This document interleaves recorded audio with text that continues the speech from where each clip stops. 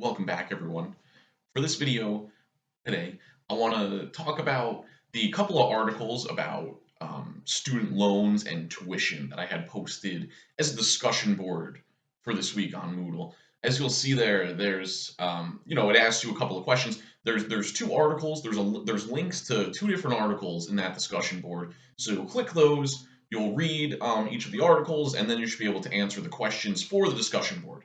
And again, remember that those discussion boards are going to make up the participation portion of our grade. I haven't put in the grades for that stuff yet because I have to go through and see who posted, who didn't, and put the stuff in.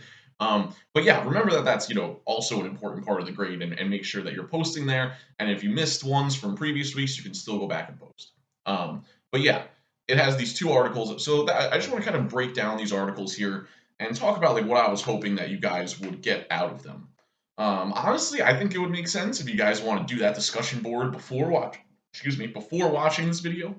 I think that would work. So, then that way you guys can kind of get your own ideas out there on the, see what you think.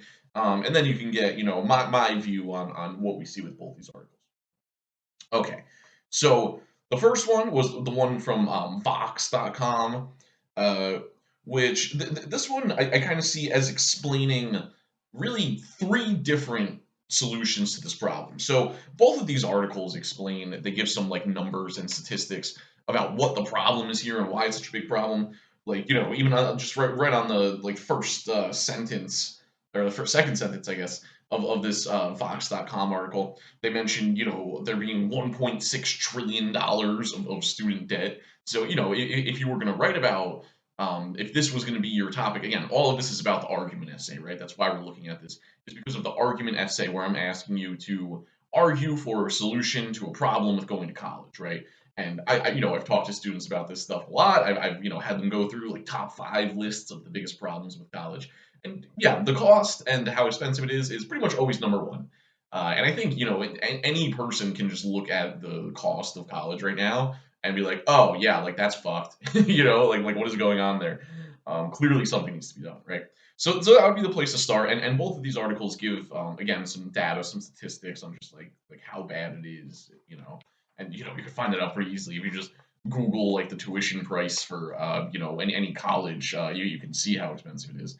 Um, so yeah, but what I want to focus on here is these three solutions that I see kind of outlined in this article. So the first one is the one that they spend the most time talking about, which the one that they attribute to Bernie Sanders, which is to make college free for everyone and also forgive all student loan debt. Right? This is a universal approach, meaning that it goes to everybody, to everyone living in America. It's just automatically part of this, right? If you live here and if you go to a state school, it'll now be free. If you live here and you have student debt, it is now canceled, right? So that's one option for this. I think one of the things people might say to that is they go, "Oh well, how are you going to pay for that? Wouldn't that cost a lot of money?" And a couple of things, I think they explain some of this in the article, but I think Bernie's own plan called for paying for it by putting a tax on Wall Street trades. So like when people trade stocks on Wall Street, it would just have like a 3% or some kind of percentage tax on it, you know. And apparently the math works out that would be enough money to do this. The other part that I don't know if they mention here is if it's student debt is at least the student debt they're talking about is owned by the government. The vast majority of it is owned by the government. So if the government owns 1.6 trillion in student debt, and all of us with debt, me, you, all of us, we are mostly paying the money back to the government. It doesn't actually cost them any money to just cancel it. It's not like they have to come up with the cash to cancel it. They can just go, don't worry about paying it back. So at least from the student debt point of view, I don't think it really costs money in the same way. Obviously, to make college free, you would have to, if the money's not going to come from students, then it would have to come from the federal government, and that's kind of what the plan is. And yeah, he says you could do that. With this tax on Wall Street. Obviously, if you start looking at the things, the money that the United States spends and where it goes, and I think just this week. They're currently passing a budget for a 1 year budget for the Pentagon that's something like $1 billion or like 800 million, 900 million, something like that for 1 year. So it's like when we're supposedly like not at war right now, but we're still spending almost $1 billion a year on the military and stuff. So you could look at something like that and say, okay, well, how much of that money would you need to use? Like, what if we cut that in half and used half of it for college? You can look at all those kinds of stuff. So again, I'm just thinking of arguments against the idea that it should be universal, that everyone should get it, and we'll look at some arguments in the other article. We'll address those as well. But yeah, this is the first one. Universal, everyone gets it. Cancel all the debt. Anybody can go to college. They don't have to pay for it. So that's one option here, right? A second option, a second suggestion that I see them explaining here is one that they attribute to Elizabeth Warren. I'm looking. Well, I have a printout of this, so for me, it's on the 5th page. That's probably a ways down if you're scrolling through that article. So this is the second plan. They describe this one. It says it would cancel student debt for households, for people whose household income is under $100,000, and it would cancel some student debt for people with income between 100,000 and 250,000. Those making above 250,000 wouldn't get anything, right? So this is a second plan, and I really want to outline like the differences here, right, and just how different these plans are, because it can seem like, oh well, they just want to make college more affordable, like whatever. There's slight differences, but ultimately we're making it more affordable.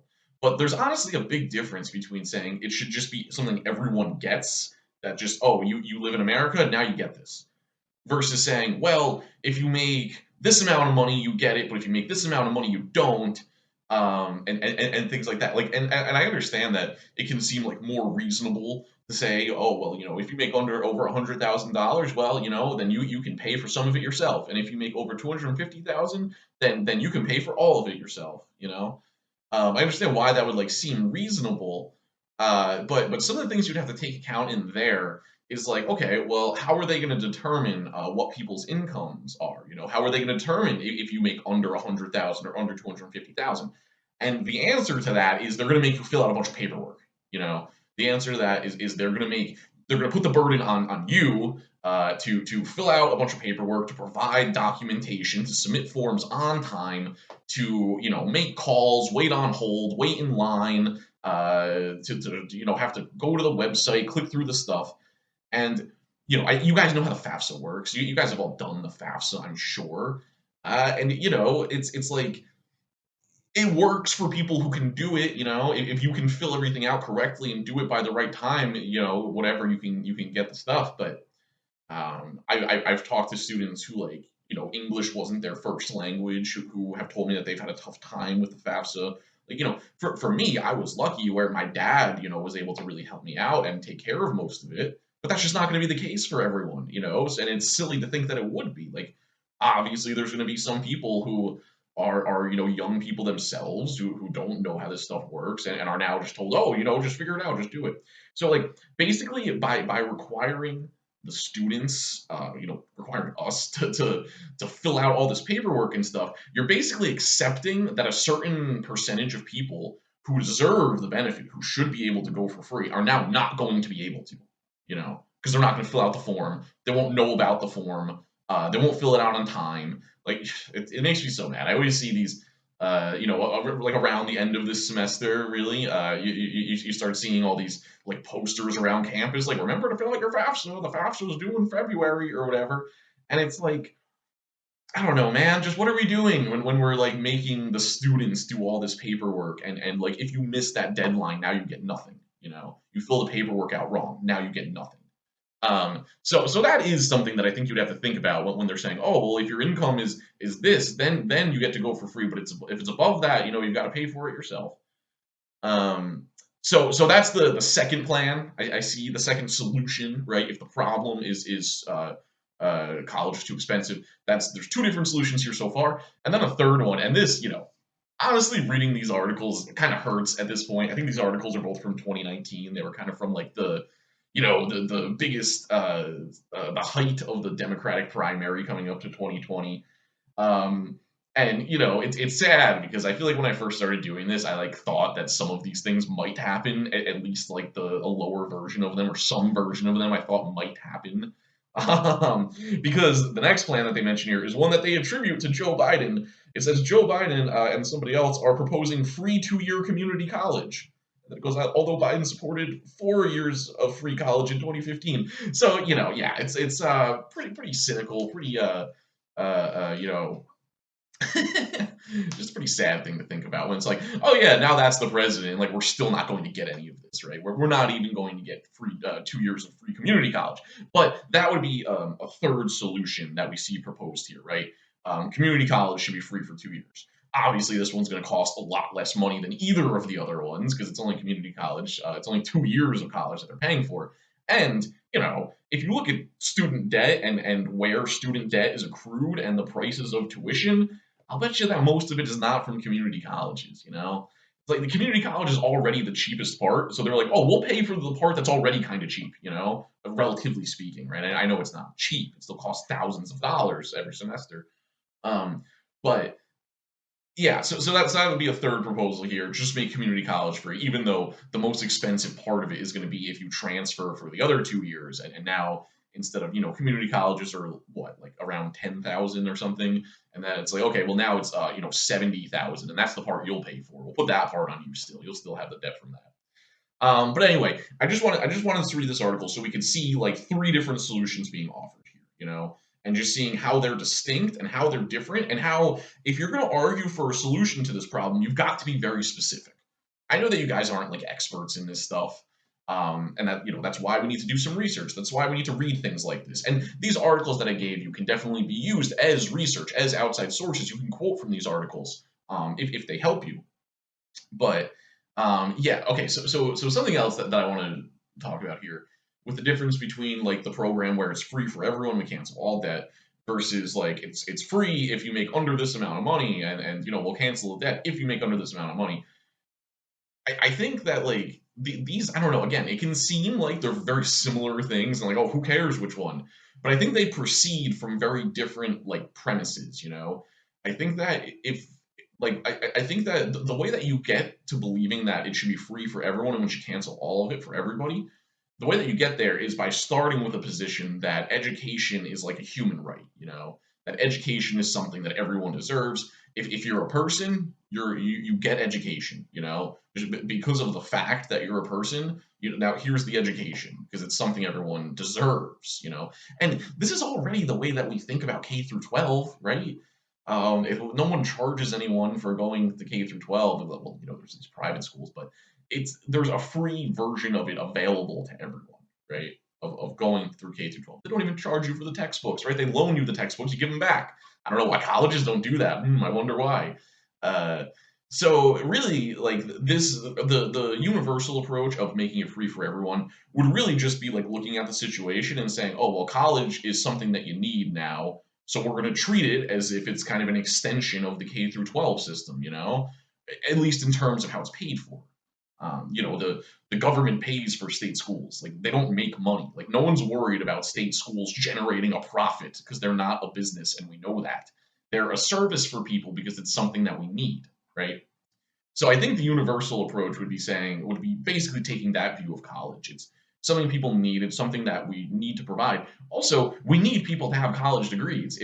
If people just stopped getting college degrees because it was too expensive, well, then we wouldn't have enough people to do the jobs that need to be done. And as a society, I think we would say, well, we need nurses and we need architects and whatever, right? There's these kinds of jobs that you have to have education and expertise to be able to do, and we need them. So if that's the case, then maybe we should just make it happen, by making it free. Now, the option that says it's free if you make under a certain amount of money, if that's the solution, I don't think you can say that. If that's the solution you're going with, I don't think you can say you believe that education is a human right. I don't think you can say you believe it's something everyone deserves. Because even though you're saying people who make over a certain amount aren't going to get it for free, like, or people who make under a certain amount are going to get it for free, you're still saying we should charge people. You're still saying there should be a charge, which makes it not a human right. Like rich kids can go to public school for free, and that's an argument, a counter argument we'll talk about is that this idea of, oh, you're gonna, you're going to have the government pay for rich kids to go to school. And obviously, we already do that with K through 12. Another thing here is, if you look outside of America, I know as Americans we don't like think about the rest of the world all that often. But if you look at, European countries, if you look at Canada, any country really that's on a similar like economic kind of level to America, they all have free college. Germany, France, they all have free college. Even England, I'm pretty sure. I think England, there might be like some fees associated with it, but you don't just pay tuition. It's not something people do. America's basically the only, wealthy country that has this level of debt. Probably, I don't know, but possibly the only country in the world that has this level of debt for getting an education. So that would be another thing you could do if you wanted to write about this, is see what other countries do, and then be like, well, could this work in America? But yeah, three different solutions there. So for whatever topic you're going to pick here, whatever problem with college you're going to try to find a solution for, what you want to do is see what solutions people have already suggested, right? Which is what I think we're doing with this article. And then once you do that, you can kind of see if you agree with any of them or see which one of them you think is the best and argue for that one and tell us why we should do that. Or I don't know, maybe you want to like blend them, or like I don't know, maybe you agree that we shouldn't be paying, for people making over a certain income level, but maybe these numbers that they give here, 100,000, 250,000, maybe those lines aren't good. Maybe you want to move those numbers up or something, or move them down. Maybe I don't know, whatever you want to do. But yeah, you could also find like your own kind of more unique argument by looking at this stuff. Oh, well, one other thing on that plan of where it's free for people making under a certain level of income, it becomes a question too of like, where do you draw that line? Like, why is 100,000 the line? And this is household income, right? Not personal income. So if both of your parents combined made more than 100,000, then you would not be getting free college or full debt cancellation. And and then there's also like, it depends on where you live. Determines like how much money that really is. Excuse me. If you live in the Midwest or something, if you live in, my sister lives in South Carolina. I'm sure you could make $100,000 in South Carolina for your family and like be doing, pretty well. In northern Jersey, if your family, your entire household is making $100,000 a year, you're probably not doing that great. That's probably not a huge amount of money. Because of how expensive it is to live. So that's the other thing with putting these kind of like income lines on this stuff, is like, well, how do you adjust for like where people live? What if a family has four kids? If you're one person making $100,000, obviously that's a lot of money. But if you have five kids and you're making $100,000, that suddenly doesn't seem like it's as much money, because there's a lot more expenses. So anyway, three different plans we see there: make it free for everyone, cancel all the debt. Make it free and cancel debt for people under 100,000, and then three, just make community college free. So if you would want to think about these different solutions if you're going to write about this. All right, let's turn to the other article now. I personally definitely disagree with this article a lot, the one I gave you from the Chicago Tribune. But I think it brings up like some counter arguments that you might want to address if you were going to write about this. One good thing to do for an essay like this, and also something that helps to make this essay longer, if that's something that you're struggling with, is to think about like how your reader might argue against you, like the reasons they might not be convinced by you, and try to address those things within your essay, right? So I think, I think this article provides like some ways that people might argue against the idea that college should be free, or that we should forgive student loans, or something like that. Okay. They also give some stats here about how bad this problem is. They say 1.5 trillion. The other articles 1.6. They say the average monthly payment for student loan debt is around $400 a month. That's insane, isn't it? That's like, I don't know, like after your rent, that's probably your biggest expense. Like obviously rent is more expensive than that, but like that's more than my car payment. $400 a month. So let's see. I want to look at some of the. Okay, so here's the first argument that I see them making, and again, I'm kind of against these, but I just wanted to see what you guys think here. So they say here, there's also the matter of fairness. A lot of people have sacrificed for years to pay back the money they borrowed from their fellow citizens for their education. They'd be justified in asking, if I had to pay it back, why don't others? So here they're basically saying that if we canceled student debt, and made college free going forward, well, that would be unfair to people who have already paid off their debt, you know? And like, I don't know, I kind of see where this argument is coming from, but at the same time, it's like, okay, so we basically can't improve society in any way because that would be unfair to people who lived when it wasn't as good. Like it's unfair that we have air conditioning because people in the past had to just, died from heat exhaustion. Or like I saw a post about this, I think on Twitter. Like I think it was when people were arguing about this stuff, about the student loan stuff. And now, of course, all those arguments don't matter because none of it's going to happen. But anyway, it was when people were arguing about this stuff, and it was making this argument, oh, it's not fair for people who already paid it. And one of the posts I saw, like responding to that idea, was like, well, the COVID vaccine is really unfair. It's really unfair to get the COVID vaccine because of all the people who already died of COVID. And it's just kind of a silly argument, I don't think it's all that serious. But then look, I mean, I guess if you look at it from the point of view of like, okay, if there was someone, if I today was making like my final payment to pay back $100,000 in loans, I've been paying it for 25 years, for my whole life I've been making these payments, and I'm finally paying it off. And then like the next day they're like, oh, we're canceling debt for everyone. Like I understand why that person might feel like it's unfair. And from my point of view, okay, well, give them their money back. Like, what do I care? Just refund the money to them then. Who cares? Like, what does it matter to me? Sure. And people might say, oh, well, how are you going to pay for that? And yeah, like I said, there's a million ways if you go through the government. We spend money on all kinds of terrible things. The amount of money that they, use to subsidize oil companies, that destroy the environment and everything, and we're just helping them doing it. The amount of money, they passed a bill where they wanted to give Jeff Bezos like $5 billion for him to go to space or whatever, to take NASA people to space. And like, what are we doing? So if you actually go through the things the country spends money on, there's obviously a lot of worse things that we spend money on than college for free. That's if you make it a priority, you can figure it out. Also, kind of a separate point, but I'm not convinced that it really matters how much money the country spends anyway. Oh, the deficit. Who cares? I don't know. Why does it matter? Like, America's always going to have the most money. America's always going to have the biggest military, So I'm not sure how much the other stuff matters. So that's the one argument. Oh, it's not fair. A couple other things that they say here. They also say most of the benefits of this huge expense would go to the least needy. On average, someone with a bachelor's degree will earn 1 million more than someone with only a high school diploma. Someone with a professional degree can expect to earn 2.3 million more than someone who only finished high school. So basically they're saying, oh, well, if you go to college, you'll make a lot of money anyway, and you'll be, you can pay it back. Who cares? Like, it's not that big of a deal. You'll make so much money. You went to college. You're going to be rich. I just find this incredibly dishonest, honestly. Honestly, I find it dishonest. I kind of think that they're manipulating numbers here.